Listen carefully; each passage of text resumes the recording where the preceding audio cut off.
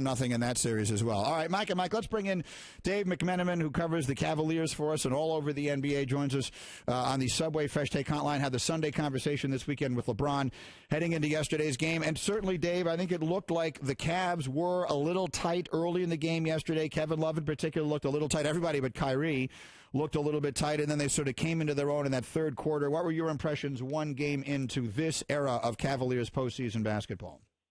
Well, all the talk we heard leading up to the game, and they had 4 days in between the end of the regular season and the opener against Boston, was we want the big three to lead us through the playoffs. We got to be great as the big three for the team to be great. And that had been a pretty spotty occurrence during the regular season, mostly because of Kevin Love was so inconsistent. But I think it was an important statement for them to make jointly as a trio. LeBron led the team in assists with 7. Kyrie led the team in scoring with 30.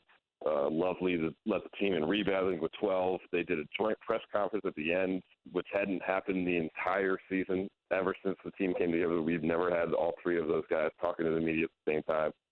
And, they also dealt with a little bit of adversity in a game one that, some teams don't have to go through that early in the playoffs. Not that it was major adversity. They had an 8-point deficit in the second quarter.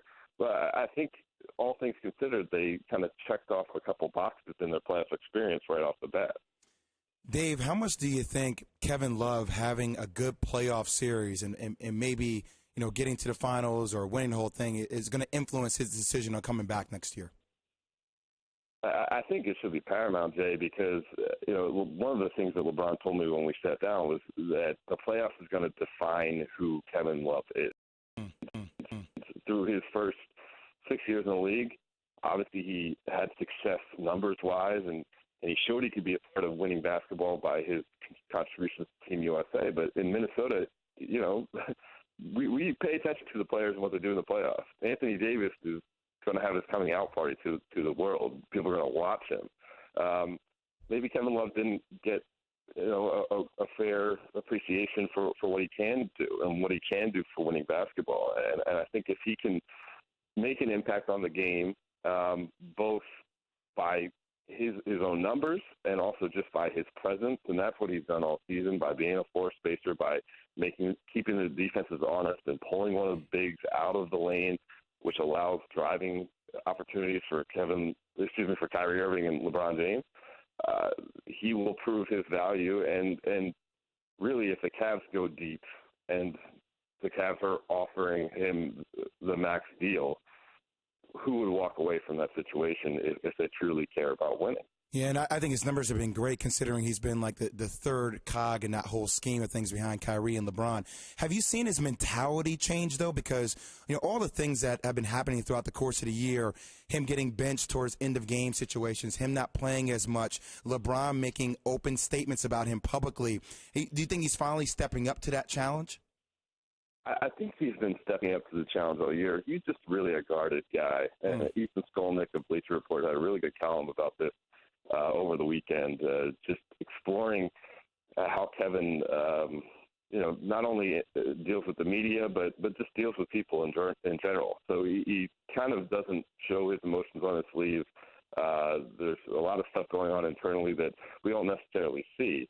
But one thing I'll say is that he's remained professional throughout the process. It's not like of course, he's human. He's had a couple comments about wanting to get more touches and how he's not truly a stretch four. And I think that's going to be a constant battle. And we saw that, for 4 years in Miami with Chris Bosh going through a similar situation. But I'll say this. I've spoken to other guys on the team, his teammates, and they appreciate him for who he is and what he sacrificed and what he does.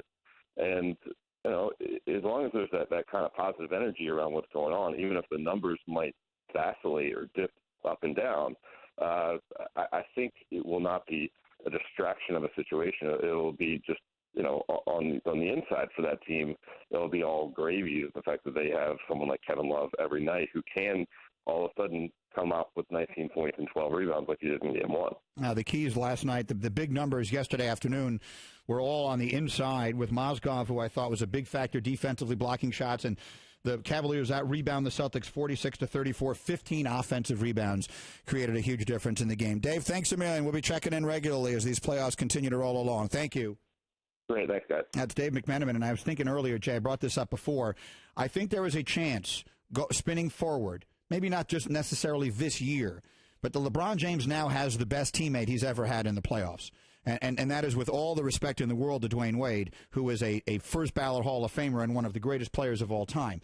But by the time LeBron the Dwayne Wade, who was, one of the top 2 or 3 players in the league, was the one who was the MVP of the finals when they won their first championship with Shaq. I think time and the pounding and mostly the knee had already taken a toll on Wade by the time LeBron got there. And by the time they were winning championships, it had clearly become LeBron's show. I think there are going to be a lot of games that LeBron can sit back and watch Kyrie Irving win games for him in the playoffs. And that didn't happen a lot with Dwayne Wade. It happened sometimes. It didn't happen a lot. I think that spinning this thing forward, based upon the relative age at which he got to each guy, I think Kyrie Irving could wind up being the best teammate in the playoffs that LeBron's ever had. I would agree with you, and I would say that the 2 most exciting guards that I've seen this year in the league, and James Harden is really good. I don't know if I would say James Harden is as exciting as these 2 guards. Stephen Curry and Kyrie Irving. Yeah. The things they can do with the basketball are off the charts. And, you look at who they're playing with. I mean, LeBron James, right now, LeBron James will be one of my top 10 greatest players of all time in the league. I mean, so Kevin Love, you're playing with somebody like that. There's no need for you to have to be the guy every night. You can play off a guy who can create shots for everybody. And Kyrie makes LeBron better. He does.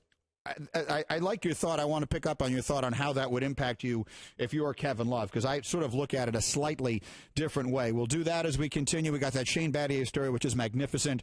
Don't forget our contest. We'll run through the details again. Our winning word, your chance to win a fabulous trip to the ESPYs. And even though we haven't renamed them yet, I've got great nerd notes on the way. All that this morning after a word from